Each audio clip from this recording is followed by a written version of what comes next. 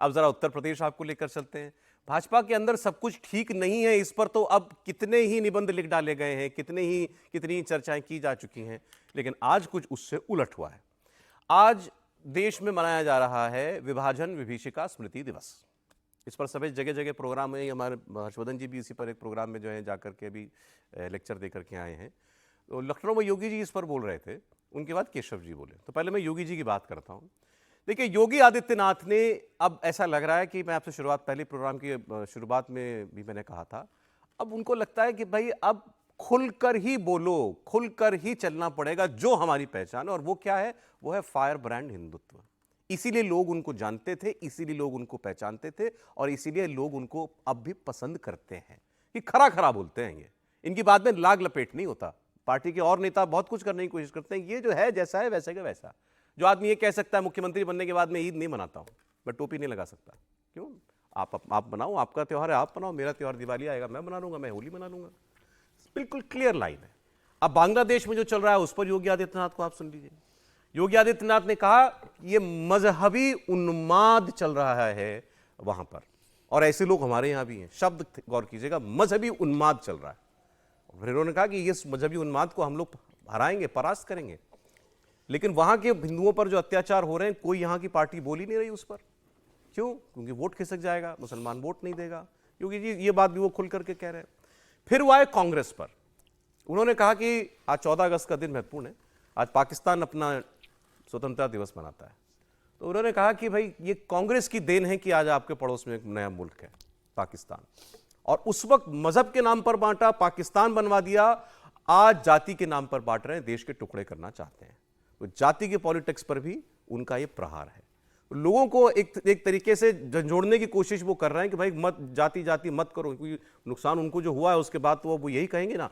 चुनाव में तो वो नहीं करवा पाए ऐसा कि लोग हिंदू होकर के वोट करें। अब चाहते हैं कि भाई अब आप अपनी एक ही पहचान मानो, हिंदू हो, जातियों में मत बंटो। तो योगी जी की दो छोटे छोटे बयान है, वो मैं आपको सुना रहा हूं।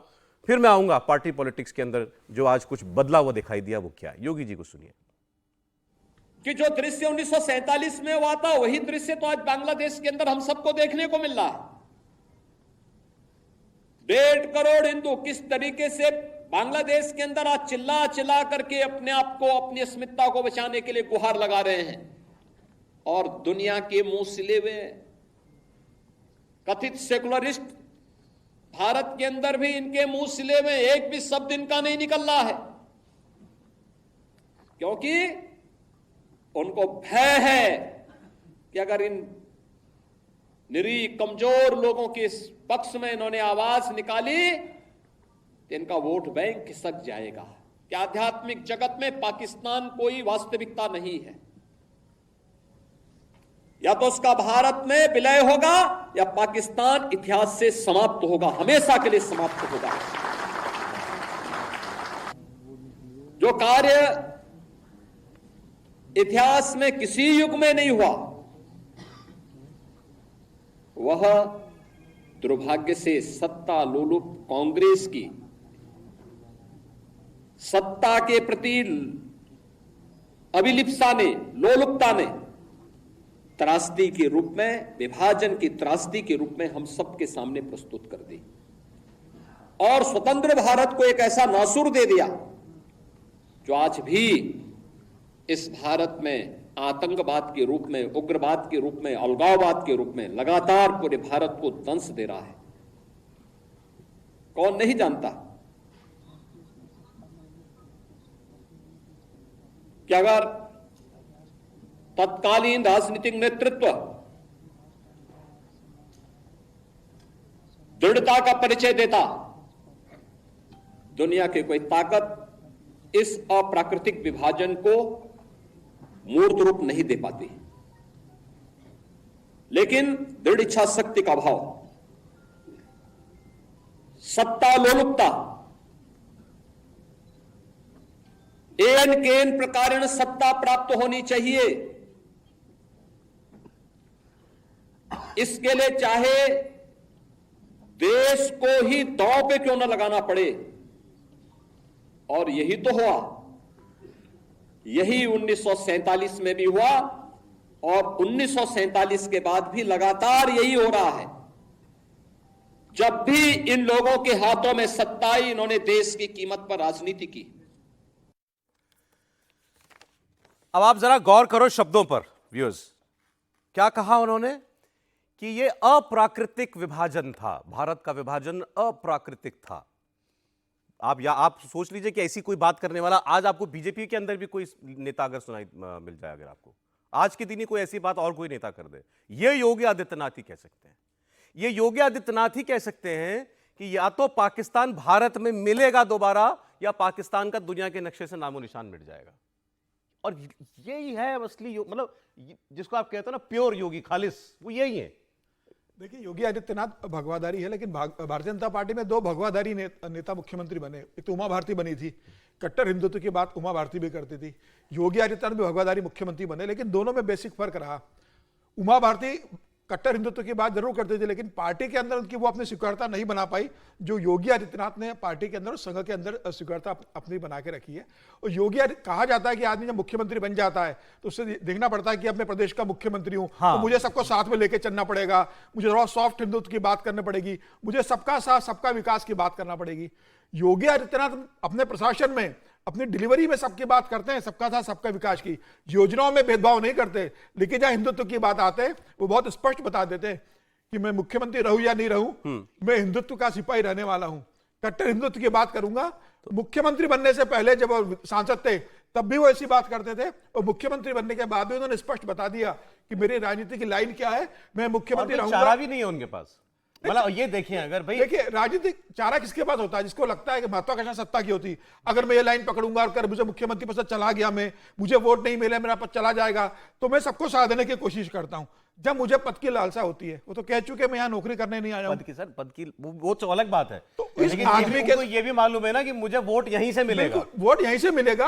और इन्होंने अपनी क्लियर लाइन बता के रखी है कि मैं इसी दृष्टि से बढ़ने वाला हूं। उत्तर प्रदेश तो इतना बड़ा राज्य है, सबसे बड़ा राज्य है, जो लोकसभा बोल सांसद रहे आते हैं। वो सच है कि नहीं है? मूल बात यह है कि जो कुछ वो बोल रहे हैं, देखिए दुनिया के इतिहास में भारत विभाजन जैसी विभीषिका हुई नहीं। मैं जोगी जी पर बाद में आऊंगा।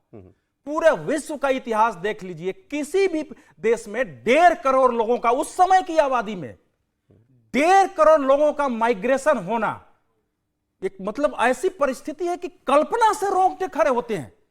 जो 1951 की जनगणना है उसमें बताता है कि 72,26,000 मुसलमान भारत छोड़कर पाकिस्तान आए, 72,49,000 हिंदू और सिख पाकिस्तान छोड़कर भारत गए थे, और 10 से 30 लाख लोगों ये की डेटा दोबारा दीजिए सर। 72,26,000 1951 का जो हमारा सेंसस है उसमें स्पष्ट लिखा हुआ है कि 72,26,000 मुसलमान भारत छोड़कर पाकिस्तान 72 लाख समथिंग। हाँ, उसी प्रकार से 72,49,000 72,040 लगभग बराबर लगभग बराबर। तो आप सोचिए करीब 1.5 करोड़ लोग उस समय जाने में क्या परिस्थितियां थी। पैदल चल कई ट्रेन में पूरी की पूरी लाशें आ रही थी। पैदल जाना नहीं था ना, वो जो विभीषिका हुई है जिसमें लाखों लोग मारे गए, और अब दूसरी स्थिति पर आ रहे हैं।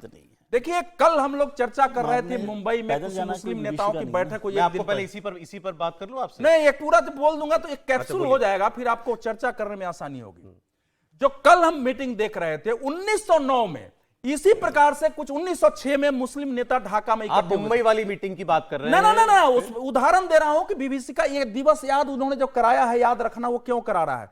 1906 में जब मुस्लिम नेता बैठे, किसी को नहीं मालूम था कि वहां क्या होना है। मुसलमान बैठ के और मुस्लिम लीग बन गया था, पहले से कोई घोषणा नहीं थी 1906 के ढाका में। और तीसरा उदाहरण लिखिए, 1927 में दिल्ली में मुसलमानों की ऐसे ही बैठक हुई थी और प्रस्ताव पारित हुआ था कि दिल्ली के जितनी संख्या है सिंध में, बलूचिस्तान में, पंजाब में, उतनी मुसलमानों के लिए सीट आरक्षित हो, कैबिनेट में मुसलमानों को 1/3 सीट मिले। और सुन लीजिए, कांग्रेस पार्टी ने इस प्रस्ताव को बाजाबता स्वीकार कर लिया 1927 में, और उस समय से कांग्रेस के प्रांत उसी प्रकार से बनने लगे थे। और जब मोहम्मद इकबाल ने, जिनका हम गीत गाते हैं, जब 1930 में कहा कि हमको मुस्लिम राज चाहिए, तो फिर उनको इस देश की भारतीय कम्युनिस्ट पार्टी ने उसका सपोर्ट किया पहले। और आज जो इस समय देख रहे हैं आप चारों तरफ, लगभग उस प्रकार का वातावरण बनाया जा रहा है। तो योगी आदित्यनाथ जो कह रहे हैं वो केवल हिंदुत्व, ये कट्टर क्या आपको समझाना पड़ेगा अगर आप कह रहे हैं कि आज वैसा ही वातावरण जैसा 1947 के पहले बना अब सुना रहा हूं। आज जैसे बीजेपी को मुसलमान कहती है कि हिंदू पार्टी है, उसी प्रकार से ये सारे इकबाल से लेकर सब कहते थे कि कांग्रेस के राज में मुसलमान दोयम दर्जे का नागरिक होगा। ये कांग्रेस हिंदुओं की पार्टी है, ठीक आजादी के पहले यही भाजपा भाषा खुद थी। कहती है हम हिंदुत्व की नहीं, नहीं, राजनीति नहीं, करते हैं। कांग्रेस नहीं कहती थी, कांग्रेस सेकुलर पार्टी स्वयं को कहती थी, लेकिन कांग्रेस के बारे में यही इसी पर बात थोड़ी होती आगे बढ़ा रहा हूं मैं। योगी जी ने कहा पाकिस्तान भारत में मिलेगा या उसका नामो निशान मिट जाएगा। आपके बड़े से बड़े नेता इनकी पार्टी के ही पाकिस्तान को स्वीकार कर चुके हैं ना, वो भी लाहौर जाकर के। नहीं, वो जो बड़े नेता स्वीकार किए वो इतिहास बन गए, भारत रत्न भले हो गए, लेकिन आडवाणी जी का जो राजनीतिक प्रतिष्ठा थी वो उसी दिन समाप्त हो गई थी। और योगी जी जो कह रहे हैं, यही भाषण हम नरेंद्र मोदी के मुंह से लगातार सुनते आए हैं, लगातार हमने उसको सुना है, और इसलिए योगी आदित्यनाथ जो कह रहे हैं वो बहुत अस्वाभाविक नहीं लगता है। संघ का, भाजपा का, जनसंघ का हर बड़ा नेता इसी को लेकर कहता है, और इसलिए योगी आदित्यनाथ कह रहे हैं। तो ये बात कोई ऐसा नहीं कि अचानक उन्होंने कह दी, ये वही है जैसे 370 हटाने की बात थी, जैसे देश में राम मंदिर बनाने की बात थी, वैसे ही है कि पाकिस्तान नहीं होना चाहिए। अब मैं एक दो लाइन सिर्फ पढ़ देता हूं। माउंटबेटन के प्रेस सलाहकार थे एलन कैंपबेल जोहानसन, उनकी पुस्तक है मिशन विद माउंटबेटन। उसमें उन्होंने जो जो लिखा है वो अगर पढ़ लें आप तो आपको लगेगा कि विभाजन विभीषिका दिवस क्यों कांग्रेस नहीं मनाना चाहती और क्यों भारतीय जनता पार्टी ने मनाया। क्योंकि अगर हम उस विभाजन विभीषिका दिवस को याद करते हैं तो वो कोई 1-1.5 करोड़ लोगों का मसला नहीं था। बंगाल, पंजाब, इन दोनों की आबादी उस वक्त 6 करोड़ और 3 करोड़ 43 लाख, मतलब करीब करीब 10 करोड़ हो जाती है। जो मारे गए लोग वो 2 लाख से लेकर 10 लाख तक हत्या की बात आती है। शेखपुरा से लेके, शारिकपुरा से लेके, मीरपुर कोटला से लेके, जाने कितनी जगह ऐसे दसियों नरसंहार हैं हिंदुओं सिखों को, जिनको लाइन में खड़ा किया गया। ऐसा नहीं कि हिंदू वहां नहीं थे, 30%, 40%, 20%, लेकिन 50% से अधिक वहां मुसलमान थे। 1 घंटे नहीं रह पाए। और माउंटबेटन के साथ ये सारा का सारा जो समझौता था, जो एलन कैंपबेल की पुस्तक है वो बताती है कि शिमला में नेहरू जी गए थे उन परिवार के साथ छुट्टी मनाने। अब माउंटबेटन, एडविना, उनके सलाहकार, वो सारे लोग, उसमें नेहरू जी क्या करने छुट्टी मनाने गए थे। कहा जाता है कि उस वक्त जो प्रस्ताव आया उसी को उन्होंने स्वीकार कराया, क्योंकि कांग्रेस का बड़ा वर्ग उसको स्वीकार नहीं करा। हिंदुओं और सिखों को अवसर नहीं दिया गया। बाद में आप देखेंगे तो बड़े बड़े लेखकों की जो किताबें हैं वो बताती हैं, और अब तो थोड़ी वेब सीरीज वगैरह भी हम लोग को बताती है कैसे ट्रेनों में लद लद कर लोग आए, किसी का हाथ कटा, किसी का गला कटा। और उससे भी विभत्स ये था कि कई जगह सिखों और हिंदुओं ने अपनी बेटियों को इसलिए मार दिया कि वो उनकी इज्जत जाते नहीं देखना चाहते थे। ये सामान्य घटनाक्रम नहीं था। और आज आप जरा सोचिए, आज भी देश में छोटे बड़े पाकिस्तान आपको दिखते हैं कि नहीं दिखते हैं। मौलाना मदनी की इतनी हैसियत हो जाती है, कहता है कि तुम्हें अगर हमारा खान पान, रहन सहन, बोलचाल, व्यवहार पसंद नहीं तो निकल जाओ जहां जाना है। किसको कह रहा है वो आदमी? जाहिर है हिंदुओं को कह रहा है, लेकिन वो हिंदू शब्द नहीं बोल रहा है। ये जो अवधेश जी कह रहे हैं, बिल्कुल वो मानसिकता आज प्रिवेल कर रही है। और मैं फिर कह रहा हूं, पाकिस्तान हटके कुछ नहीं हुआ, बांग्लादेश हटके कुछ नहीं हुआ, बुरा ही हुआ। अगर वो साथ रहते तो हम झेल लेते, मुस्लिमों की कट्टरता हम कम कर पाते। और चीन की एक रिपोर्ट का मैं हवाला दे रहा हूं, जो 2018-19 की रिपोर्ट है, जो कहती है कि भारत में हिंदू हैं, इसलिए भारत का मुसलमान दुनिया के किसी भी हिस्से के मुकाबले सबसे सहिष्णु है। ये मुसलमानों में कह रहा हूं, वैसे सहिष्णुता नहीं कह रहा हूं। दुनिया के किसी भी हिस्से के मुकाबले क्यों सहिष्णु है? क्योंकि यहां हिंदू धर्म है, इसलिए विभाजन विभीषिका को याद करना जरूरी है। योगी जी की बात को ठीक से सुनना जरूरी है। योगी जी 47 याद दिला रहे हैं, फिर वो 2024 भी याद दिला रहे हैं कि तब तुम धर्म पे बटे थे, आज जात पे बांटने की तैयारी है, तुम्हें देश को बांटने की तैयारी है। देखिए, विभाजन विभीषिका तो मतलब दुनिया की सदी की सबसे पहले इसको बड़ी, याद उसको करना चाहिए कि नहीं करना चाहिए? जो अपोजिशन कहता है कांग्रेस याद कहती है कि क्यों करना आप चाहिए, इतिहास को नहीं याद करना धोए रहना चाहिए, चाहते हैं? लेकिन बिटरनेस के साथ नहीं करना चाहिए। बिटरनेस का मतलब कि बार बार ये कहना कि कांग्रेस ने उसको विभाजन विभीषिका कराई। आप तो थे ही नहीं, जब आप पैदा नहीं हुए तो आप दूसरे पर आरोप लगा सकते हो, इसमें क्या बात है? आप थे क्या? आप खड़े होते और आप कहते कि ये विभाजन नहीं होना चाहिए, तब आज आपके पास ये हक होता कि हमने तो ये कहा था। तो थे, श्यामा प्रसाद मुखर्जी थे, श्यामा प्रसाद आरएसएस मुखर्जी बन चुकी थी, तो वो तो फिर कहा था क्या उन्होंने? क्या लड़ाई लड़ी थी विभाजन विभीषिका की? खूब लड़ी थी सर, कोई लड़ाई नहीं लड़ी थी, खूब लड़ी माफ पूरे कीजिए। सिंध में। नहीं नहीं नहीं नहीं, वो नहीं, केवल complete कर। अब मेरे को बात कर लेने दीजिए। विभाजन को लेकर या भारत के बंटवारे को लेकर आरएसएस की कोई भूमिका नहीं थी, कोई भूमिका नहीं थी। सावरकर थे। सावरकर को, अब आप सावरकर को तो अभी पहले मान लीजिए कि थे कि नहीं आरएसएस के साथ कि नहीं थे। मैं कह ठीक रहा है, हूं, सावरकर खुद सावरकर तो थे। और हिंदू महासभा, श्यामा प्रसाद मुखर्जी की बात करेंगे तो वेस्ट बंगाल में हिंदू महासभा और मुस्लिम लीग की सरकार, वो बहुत सारी चीजें। ना नहीं बनी थी। इसलिए सर, मैं ये सर, कह रहा हूं, ये भी मैं आ एक जाऊंगा, मैं आ जाऊंगा, आप बोल दीजिएगा ना। मैं ये कह रहा हूं कि हमें विभाजन विभीषिका को याद करना चाहिए, क्योंकि वो उससे बड़ी त्रासदी हुई नहीं। लाखों लोग मारे गए, लाखों लोग ट्रांसफर हुए, हिंदुस्तान से पाकिस्तान जो बना वो, पाकिस्तान से यहाँ। अप्राकृतिक विभाजन इसलिए मानता हूं कि जिस आदमी ने ये विभाजन किया, आप हिस्ट्री पढ़िए, किसने किया ये विभाजन रेखा, किसने बांटी आपको पता है? वो है सिरिल रैडक्लिफ। सिरिल रैडक्लिफ कितने दिन में बांटी थी? हाँ वही कह रहा हूं ना। तो सिरिल रैडक्लिफ वो मुंशी है जिसने हिंदुस्तान को देखा ही नहीं और उसने वो लाइन खींच दी। अब वो मुंशी वैसा काट दिया चाकू रख के हिंदुस्तान का बस। हिस्सा। तो फिर वो आरोप लगा था अप्राकृतिक कांग्रेस को। अच्छा, आपने खुद ही बताया वो शायद एक हफ्ते में बना के चला गया था। चला गया। हाँ, और उसको मान लिया सबने। हाँ, तो वो कह रहा हूं ना, वो स्थितियां उस समय की क्या थी क्या नहीं थी, उस पर बहुत विस्तार से चर्चा हुई है। लेकिन विभाजन विभीषिका खराब, मतलब कोई अच्छी चीज हुई हो ऐसा कोई भी नहीं कह सकता। वो कांग्रेस हो, बीजेपी हो, कोई भी लोग हो। तो एक मुद्दा वो है।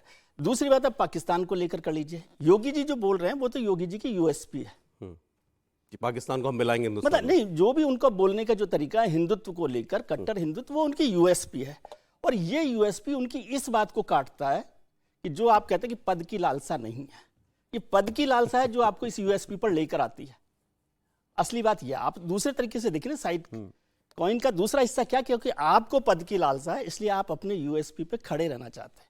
लेकिन क्या पार्टी उसके साथ खड़ी है कि नहीं खड़ी है? क्या पाकिस्तान आज की हकीकत है कि नहीं है? आप गए थे क्या लाहौर अडवाणी जी के साथ? मैं तो गया हूं बहुत बार। मैं तो करीब करीब 8 बार पाकिस्तान गया हूं। अडवाणी जी के साथ भी गया, प्रणब मुखर्जी के साथ भी गया, अडवाणी अलग से गया, वहाँ वो उस पर वो जो उनका मजार है, पर भी मैं गया था। मजार और वो मीनार पर जो है वो मीनारे पाकिस्तान फूल भी चढ़ा मैं के आए गया थे। हूं। नहीं, वो तो वहाँ पे मीनारे पाकिस्तान तो वाजपेयी जी गए थे, अडवाणी जी नहीं गए थे। अडवाणी जी अडवाणी गए जी थे ने वो जिन्ना की लिखा था मजार, शायद वहाँ जाकर, जिन्ना की मजार पे, जिन्ना की मजार पे जाकर सेकुलर लिखा का था। था। जिन्ना की मजार पे गए थे। और वो उन्होंने जिन्ना का जो भाषण था कॉन्स्टिट्यूंट ये असेंबली, सेक्युलर था जिन्ना, ये कह दिया था ना उन्होंने। सेकुलर। कॉन्स्टिट्यूंट असेंबली में जो पाकिस्तान में जिन्ना ने जो भाषण दिया था उसको कोट उन्होंने किया था।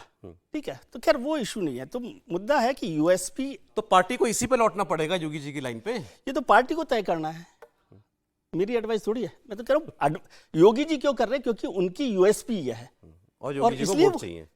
वोट चाहिए। ठीक। और दूसरा ये कहना कि नहीं उनको पद का लालच नहीं है इसलिए वो ऐसा कह रहे हैं, ऐसा नहीं है। मैं कहता हूँ पद का लालच है इसीलिए ऐसा कह रहे हैं। वो ऐसा